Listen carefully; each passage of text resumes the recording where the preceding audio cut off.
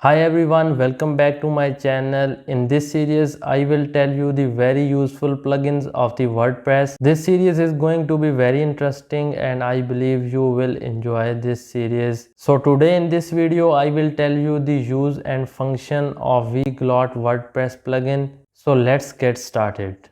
I am on the laptop screen and I have opened WordPress in the local server.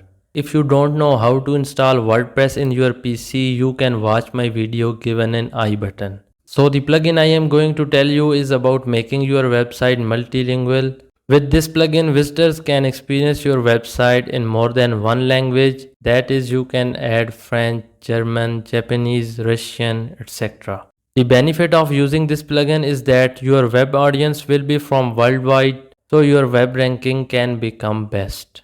Now I visit the website that I have created as sample project. So you can see now this website language is English only and I cannot see here any option to translate this in any other language. So in the sidebar you can see plugin option, move the cursor on it and you can see add new option.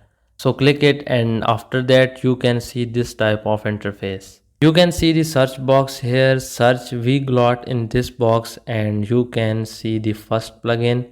We have to install this, so click on install. It takes a few minutes to install. So our plugin has been installed and now we click on activate. After clicking on activate, you can see Weglot option in the sidebar.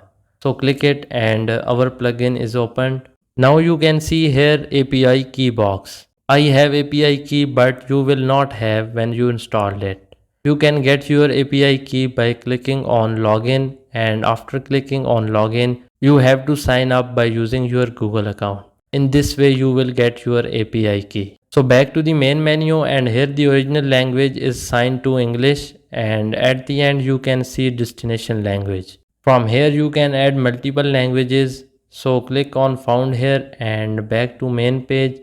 So cut this language and here you can select different languages and I want to add French. So here is French language. You can see French language is added as destination language.